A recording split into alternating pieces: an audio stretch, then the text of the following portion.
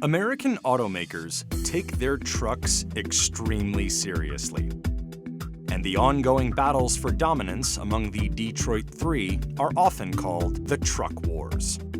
General Motors, the largest U.S. automaker overall, sells the most trucks, if you count full-size and mid-size pickups.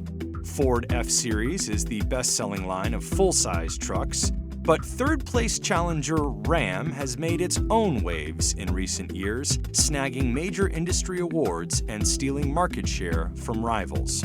Ram is killing it. U.S. sales of Fiat Chrysler's truck brand have roughly tripled in the last decade, and the brand seems to be taking food out of its rivals' mouths.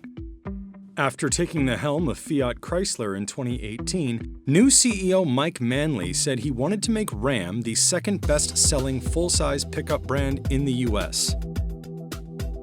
In the first 3 quarters of 2019, Ram surprised the automotive world by passing Chevrolet in sales, and some think Ram could very well stay in second place, fulfilling Manley's goal. To be fair, others are quick to note that timing has been in Ram's favor, and that the game is too early to call. What is certain is that this upstart is now posing a more serious threat to its rivals than ever before. It's a stunning rise for a brand some in the industry thought Fiat Chrysler was foolish to create in the first place.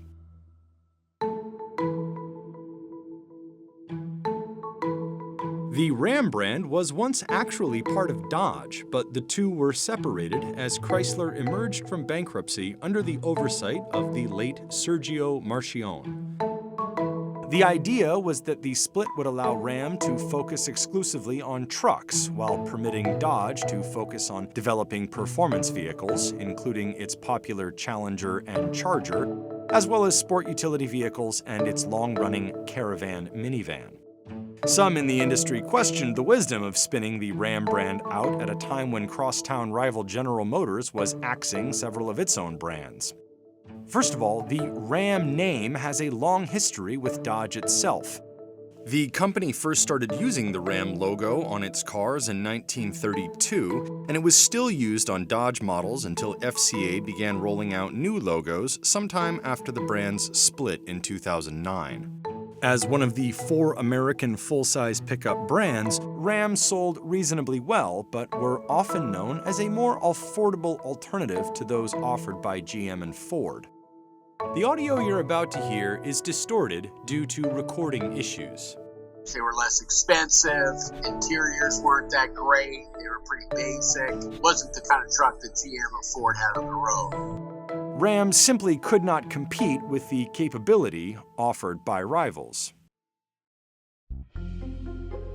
But after Fiat took over and the company began to emerge from bankruptcy, Ram came out swinging. In 2010, GM and Ford were roughly tied in pickup market share, each with just over 38%, with Ram solidly in third place at just 14.6%. But over the next 8 years, Ram grew its share of the market to more than 22%, while Ford lost 1% of its share and GM lost nearly 5%. To be fair, Japanese import brand Toyota also lost some share at that time, from 6.8% of the market to 4.9%, and fellow Japanese maker Nissan gained a sliver of market share. But Ram is now threatening to displace Chevrolet as the second best-selling full-size pickup brand in the United States. So how did it do this? By offering something different, say industry analysts. So I think Ram's idea then was, okay, then maybe our strategy should be to build a really, really good all-around truck. Let's make it comfortable. Let's make the interiors nice. Let's make the ride quality really good. 2 areas where Ram really shines are interiors and technology. The interior on the truck is just unbelievably great. The technology is unbelievable. They've got the biggest screen there. It looks like a laptop. Ram made a bet that seems particularly suited to the times. Owners are more accepting of technology than they ever have been before. There's examples of new technology being put into pickup trucks that kind of fell flat. General Motors had a 4-wheel steering system for their pickup trucks, which was terrific. But the problem was that it was an expensive option. And at that time, pickup truck owners, their feedback was, I already know how to move my truck. I already know how to tow. I already know how to do this stuff. I don't need to spend the amount of money that you're asking to have this technology help me do that. But times have changed. Now we have buyers of every demographic that are far more willing to let technology help them do things. And as a result, the big screen in the Ram has drawn a lot of attention. As a result, some of the technology that General Motors has brought into the Chevrolet and to the GMC, there's a lot more cameras on board. There's ways to save your towing of your trailer information to your truck so that if you have 3 trailers, every time you hook it up, you just call up that information and you don't have to reset it. There's lots of things in both of those trucks that make it easier to work with them. And the Ram got out into the market a little bit earlier. One feature in the 2019 Ram 1500 truck that has had the automotive world buzzing is the large 12-inch touchscreen in the center of the console. Ram boasted that the screen was the largest found in any truck in its class. If you asked a pickup truck owner before they had the big screen in the Ram, if they wanted a big screen, they probably said no. I don't want that. I don't need that. I don't need to do that. But now that it's there, they're reacting to it strongly. FCA's new strategy was well-timed. The pickup market has changed over the last decade as truck sales have risen.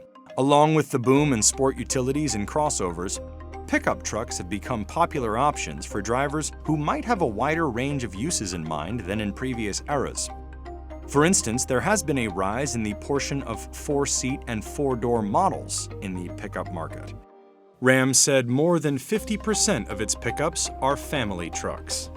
FCA has also used a tactic that some industry observers say has contributed to the brand's sales success, selling an outgoing model along a newly redesigned one, typically at a lower price. Ram's rise is partly notable because pickup truck buyers have historically been considered among the most brand loyal in the automotive market. Ford buyers typically don't buy GM trucks. It's just the opposite. GM buyers typically don't buy Ford trucks.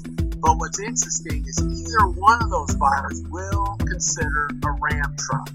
Dealer Don K. Kaltschmidt, who sells both Chevrolet and Ram and owns products from both GM and Fiat Chrysler, said that in some ways Ram does outdo the Chevrolets, but he thinks it isn't over yet. GM truck product is very, very strong here for good reason. It is important to understand that timing has also worked in Ram's favor. The Ram went into production roughly 8 months before the Chevrolet products did. So there was a bit of a head start in sort of building it and having it online and having it available for the dealerships. Another element is that Ram has kept the previous generation in production longer than Chevrolet has. A spokesman for General Motors told CNBC, "The launch of our Chevrolet Silverado has gone exceptionally well, and combined with the GMC Sierra, we are quite pleased with the quality of our market share." As of November 2019, Ford said its F-Series lineup outsold Ram by 225,000 trucks for the year, a lead the company expected to widen by the end of 2019, a spokesman told CNBC.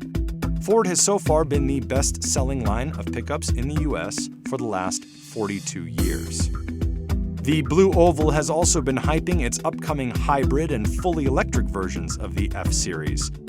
Electric vehicles are important and they're happening and they're coming, but they're also coming slowly. That's kind of important to remember, even as Ford and GM are talking about electric pickup trucks. Once they're here, the sales ramp up is probably going to be pretty slow. Pickup truck battles are fierce in ways that fights in other segments are not. You get excited about a pickup truck because it either helps you feed your family or you're into horses. It's an enabler to do something that you truly care about, and that makes it much more important emotionally than I'm going back and forth to work and it's just a mode of transportation. They are also a huge source of profits for automakers. So industry watchers aren't expecting this one to be over anytime soon.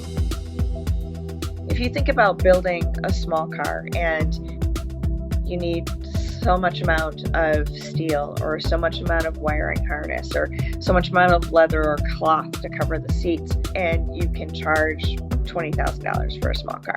You need more of all of those materials to build a pickup truck, but you're charging 4 times the cost. It's an interesting element of the market too.